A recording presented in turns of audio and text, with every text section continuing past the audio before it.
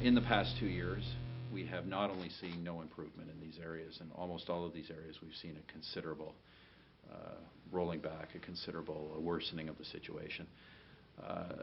Based on that, I have made a decision that I will not attend the Commonwealth Leaders Summit this fall. All right, that's Prime Minister Harper announcing he won't attend the Commonwealth Heads of Government meeting to be held in Sri Lanka next month. He cites ongoing human rights abuses in Sri Lanka as the reason for the decision. Prime Ministers from the UK, New Zealand, Australia, they are going, though. Harper added something else, though. He said that Canada's funding for the Commonwealth, $20 million, is going to be reviewed. Canada is the second largest funder of the 64-year-old Commonwealth, as I say, contributing about $20 million annually. What's the Prime Minister hoping to achieve by staying away from the Leaders' Summit and reviewing the funding? Is that a mistake not to go? Joining me now, Senator Hugh Segal. He's also the Prime Minister's Special Envoy for Commonwealth Renewal. Senator Segal, good to talk to you. Great to be here, Evan. Political leaders extradite themselves from attending summits all the time, but the Prime Minister has used this as an opportunity to go after Sri Lanka on their human rights record. Is it right to link funding or a review of funding for the Commonwealth from Canada to the rights record in Sri Lanka? Well, I think the issue here that Canadians should be aware of is that under the traditions of the Commonwealth, once the conference actually takes place in Sri Lanka, then the chairman of the Commonwealth becomes the host. So the chairman of the Commonwealth of Nations, 53 countries, with Her Majesty as the titular head, will become President Rajapaksa of Sri Lanka. And as we know, both the United Nations Human Rights Commission and various other groups have expressed deep concerns about the failure of things like the rule of law, judicial independence, human rights, the lack of any accountability for what happened at the end of the war in 2009, the lack of any reconciliation, and a series of other problems where I think the evidence is that Sri Lanka has been sliding in the wrong direction. So as an organization that is tied to a series of common agreements on the rule of law and human rights, independence of the judiciary and democracy, having President Rajapaksa as the organization's chair for the next 2 years should cause any of the democracies that are part of the Commonwealth some pause and concern. So the Prime Minister's decision to direct a review of our funding in that context, I think, makes very good sense. But not only is he reviewing the funding, Canada gives $20 million to the Commonwealth, he's not going to the meeting, and reaction from other leaders was critical. Australia's Tony Abbott said, quote, "You do not make new friends by rubbishing your old friends or abandoning your old friends." New Zealand Prime Minister John Key said, "Engagement increases understanding and actually leads to change over time."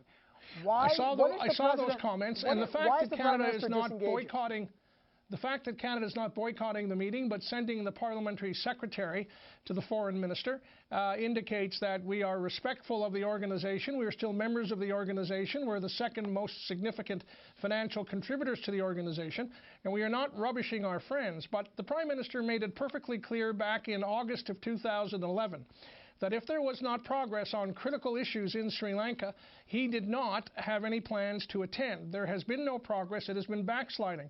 Australia, which has a migrant management problem, and other countries in the region have bilateral relationships with Sri Lanka, which I think force them to look away from some of the serious problems in that country. Canada does not intend to look away. We think history is very instructive. When you look away from these kinds of abuses long enough, they become worse. It was the Commissioner of the United Nations Human Rights Commission, Natif Pillay, who said that Sri Lanka is on its way to an authoritarian state. And I think in that context, the Prime Minister's measured response is absolutely spot on.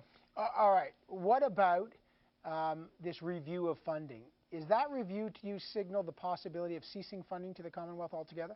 I would be surprised if there would be ceasing. There is a range of different organizations that Canada supports in the Commonwealth. We have the Commonwealth of Learning, which does very good work. It's based in Vancouver, and it does specific distance learning in technical and development areas right across the Commonwealth, does superb work. There's the Commonwealth Human Rights Initiative. In Delhi, there's the Commonwealth Barristers and Lawyers Association, various organizations that have supported Canada on this issue. The issue is the amount of money which goes directly to the Secretariat.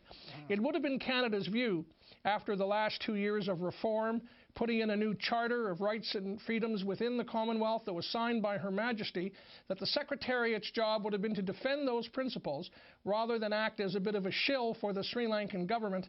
That is our view of how they've been acting, and that is why we are talking about a review of the funding to the Secretariat. Interesting, the Secretary General of that, most Canadians might not know that, but so you're essentially saying they're not doing their job. Well, yeah, I think our view is that, I'll give you one small example, and just think about this from your own perspective as a journalist. The Secretary General commissioned 2 independent legal opinions as to whether the impeachment of the Sri Lankan Chief Justice constituted a violation of law or international or constitutional provisions. Those opinions were received, but when the Commonwealth Ministers' Action Group met last April in London, including our own Foreign Minister, those opinions were not made available to the 9 foreign ministers sitting around that table. They were in fact repressed, have yet to be released. Now, you know, one of those opinions became available because sadly the former Chief Justice of South Africa passed away, and that opinion became available, and he indicated that not only was the impeachment illegal and unconstitutional, but was in fact a serious step towards anarchy. The notion, therefore, that the Secretariat would repress that kind of information from foreign ministers who have gathered to discuss, amongst other things, Sri Lanka, would strike us as actually quite reprehensible. In diplomatic language, that is a condemnation of the Secretary General. I'll just read it like that, Senator. But I got a minute left here. One of the things that, again, the politics around the Commonwealth is suddenly at the forefront. The Maldives is saying that John Baird has insulted the country because he's made derogatory remarks about that president, and we've got a reaction from Baird's office basically saying that Minister Baird has strong concerns about the runoff election and that the president only took 5% of the vote. They're clearly offended. What do you make of this spat between the Maldives and Canada? Well, the foreign minister, I was at the meeting where the matter came up in New York City, adjacent to the UN General Assembly last week. The foreign minister was very clear. Canada is not impartial with respect to the Maldives. We actually believe in democracy. And when there is an agreement with the Commonwealth and others to have an election and then a runoff, and the election takes place and one of the candidates gets 45%, and then there's a process that's put into place to actually not let the runoff take place, that stands in the way of the Maldivian people voting for whomever they want to be their president. Canada thinks that's a violation of the democratic principles of the Commonwealth and was supportive of a statement that was issued by Commonwealth Ministers' Action Group last week calling for the proceeding of that runoff vote with as little delay as possible.